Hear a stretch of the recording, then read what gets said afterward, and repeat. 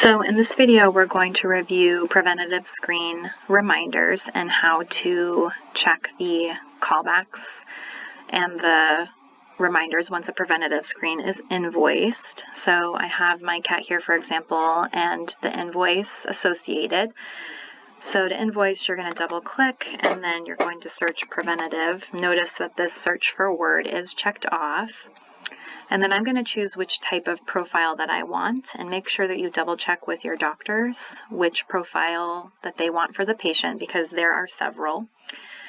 For Mickey, we're going to do the feline preventative screen. So I'm going to double click that, and it's going to enter in the preventative screen to the invoice, and then up comes this prompt for a callback note. So what this is for a callback that we're going to do to follow up with the client to make sure that they have collected all the samples, the urine and fecal samples for this particular profile.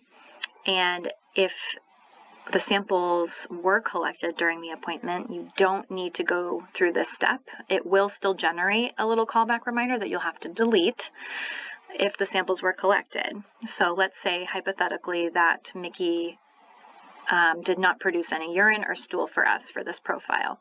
So here I am in the callback note, and I'm going to select note, drop down to fecal urine completion, and press select.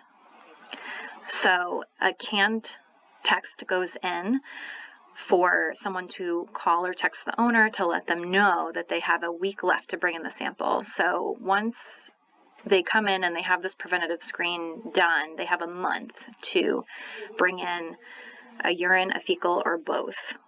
So it's our job to prompt, this helps prompt us to remind the client that they have a certain amount of time left to bring in those samples.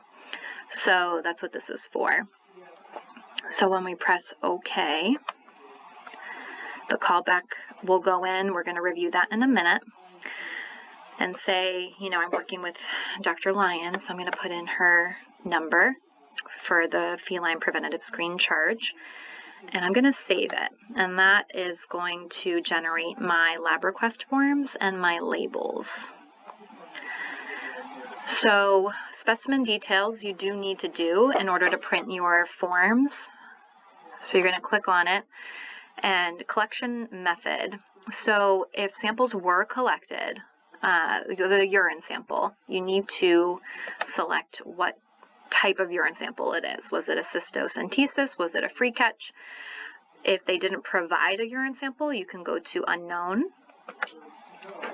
which hypothetically for our example here is the case. So we're going to click done, and that checks off the specimen details, so you don't have to worry about that anymore. Veterinarian is under Dr. Lyons, like we had invoiced it, and then we're going to click order, and that will generate and print out those lab forms and stickers, which I'm not going to do right now because this is an example. So we're going to close out of that. And then you can see we have quite a bit of reminders here to clean up. So I double click in here because I want to make sure that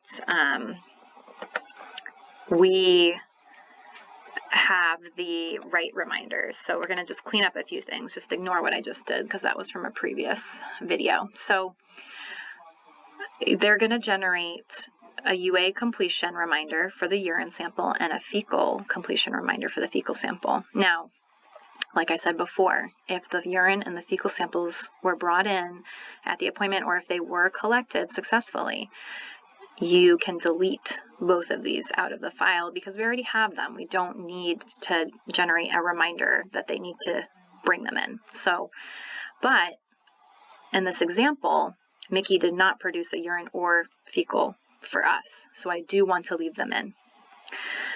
Now, the next thing is that for the stool sample, if we need stool, I want to leave this fecal panel standard completion reminder in here.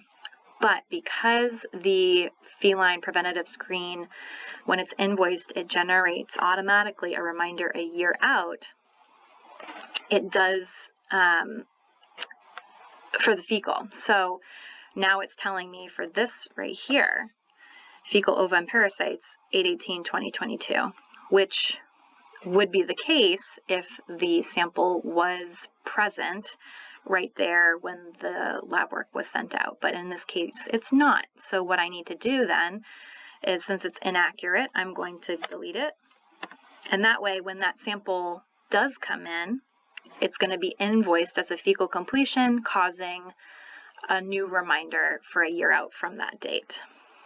And you have to keep in mind that if a fecal was never brought in, you have to delete the fecal standard reminder, but then you also have to look back in the record to the last time a fecal was done and then replace the reminder from that date, a year out from that date.